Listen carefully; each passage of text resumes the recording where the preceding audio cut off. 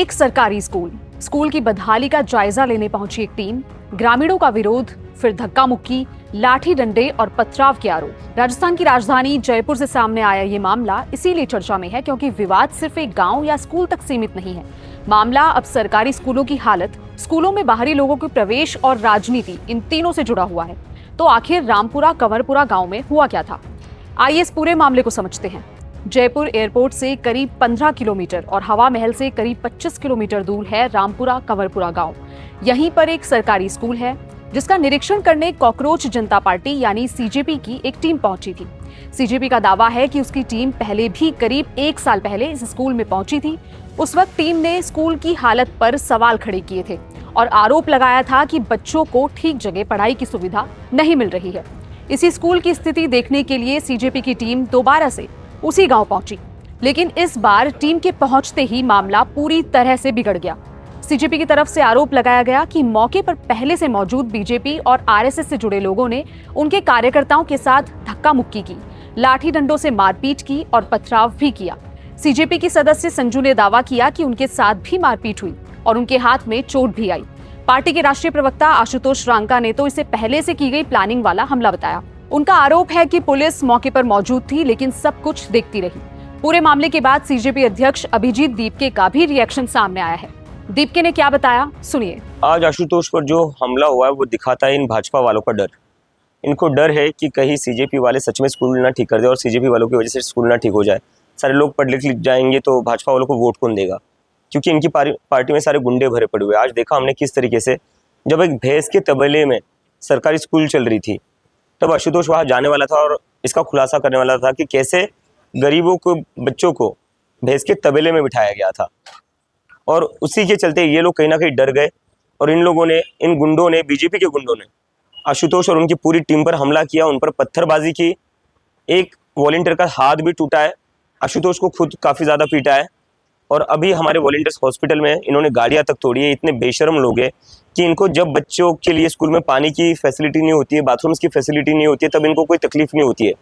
लेकिन जैसे ही कोई इनकी सरकार के खिलाफ बोले, जैसे ही कोई इनकी सरकार का जो फेलियर है वो एक्सपोज कर दे, तब इन लोगों को तकलीफ होती है और फिर ये ऐसे गुंडों की तरह आते हैं झुंड में और हमले करते हैं। इससे पहले भी आप पे भी हमला हुआ था और मेन पॉइंट अभी कुछ दिन पहले पश्चिम बंगाल में आपके कार्यकर्ता के पिताजी को भी मार दिया गया। कैसा लग रहा है आपको? क्या कहना चाहेंगे कि ये किस ओर जा रहा है ये चीज़? मुझे लगता है कहीं ना कहीं ये सरकार बहुत ही ज़्यादा परेशान हो चुकी है और कहीं ना कहीं ये चाहती है कि लोगों का खून बहे, ये चाहते हैं लोगों को मार दिया जाए। और किस चीज़ के लिए कर रही है हमले? स्कूल दिखाने के लिए? हम बस स्कूल ही दिखा रहे हैं। हम बस यही तो कह रहे हैं ना कि जो गरीबों के बच्चे सरकारी स्कूल में पढ़ते हैं वो स्कूल अच्छे किए जाए। उसके लिए अपने अब्दुल के पिता को भी मार दिया, उसके लिए आज अपने आशुतोष पर भी हमला करवा दिया। हम पर हमले करने से क्या हो गया? क्या उन गरीब बच्चों का जो भविष्य है वो अच्छा होगा? क्या वो स्कूल अच्छी होगी? थोड़े अच्छे काम करिए ना। लोगों ने आपको सरकार चलाने के लिए चुना था, लोगों के काम करने के लिए चुना था, शिक्षा पर काम करने के लिए चुना था, लेकिन आपने पूरे देश में गुंडागर्दी मचा रखी है। पूरे देश में इन लोगों ने गुंडागर्दी मचा रखी है। लेकिन अब लोग इनको समझ चुके हैं, लोग समझ चुके हैं ये सारे के सारे गुंडे बैठे हुए हैं इनके पार्टी में।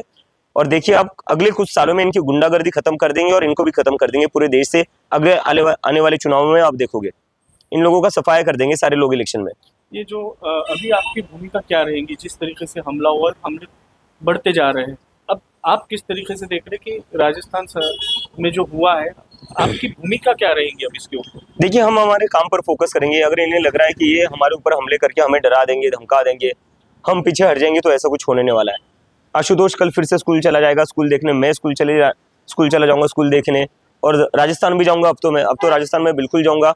तो हमारा जो स्कूल ठीक करो कैंपेन है वो ऐसा ही चलता रहेगा। ये हम पर कितने भी हमले कर ले, कितने भी अटैक्स कर ले, हम डरने वाले नहीं, हम पीछे नहीं हटेंगे, क्योंकि हम बस एक ही चीज़ चाहते हैं, इस देश में स्कूल ठीक हो। अब कहानी का दूसरा पक्ष भी समझते हैं।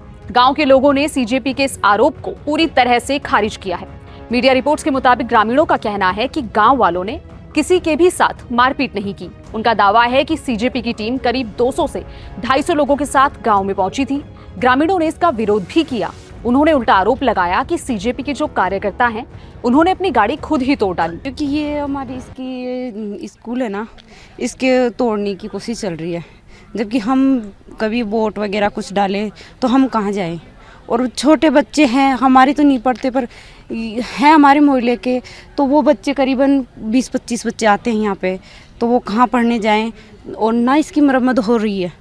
तो घर में बीजेपी वाले तो बोल रहे हैं कि हम तो सुधार करने के लिए आए थे। सुधार नहीं हो रहा, सुधार होते ही बहुत दिन हो गए, हम तो कंप्लेन करा रखे हैं इनकी। भाई बीजेपी वालों ने क्या करा यहाँ पर आके? सीजेपी वालों ने यहाँ पे आके विरोध कर रहे हैं, भाई हम इनको वो करेंगे, तोड़ेंगे करेंगे, तो हमारे तोड़ने नहीं दे रहे। और जबकि पैसे पास हो चुके हैं इसके, और बच्चे हैं जो दूसरों के घरों में जाके पढ़ते हैं, चारा है भाड़ा है, उनमें जा जाके पढ़ रहे हैं।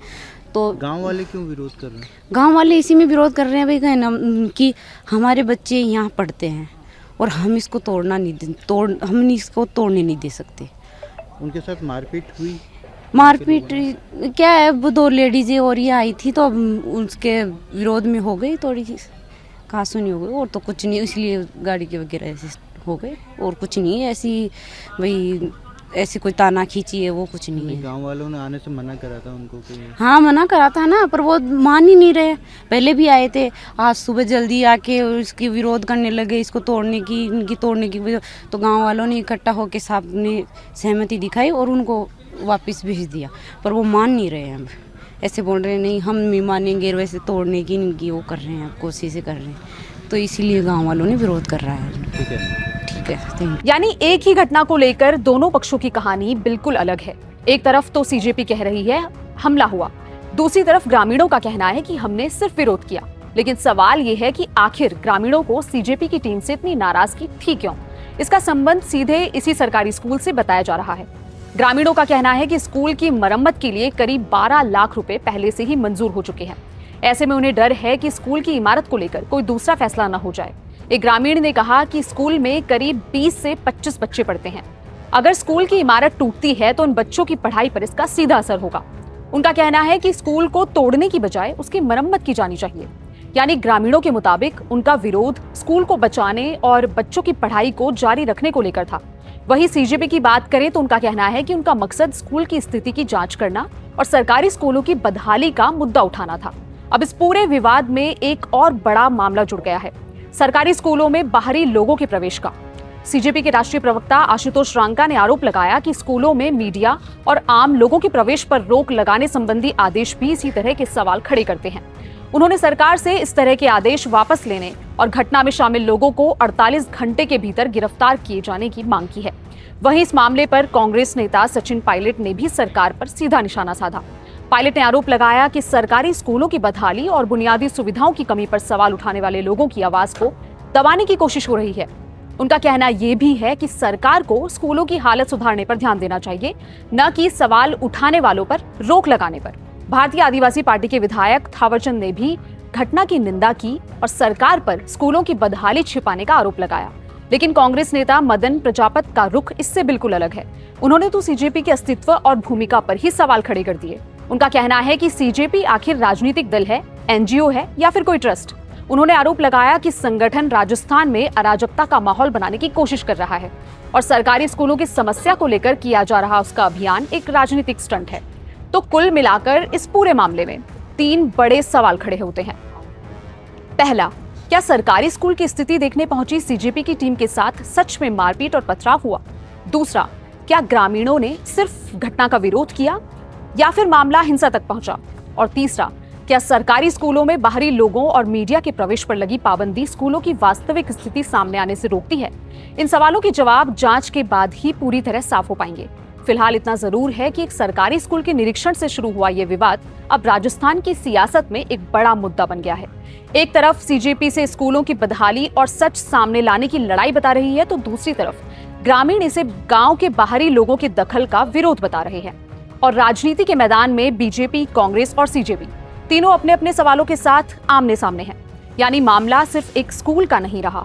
अब सवाल यह है कि सरकारी स्कूलों की हालत पर सवाल पूछने का हक आखिर किसका है और उस सवाल का जवाब कौन देगा?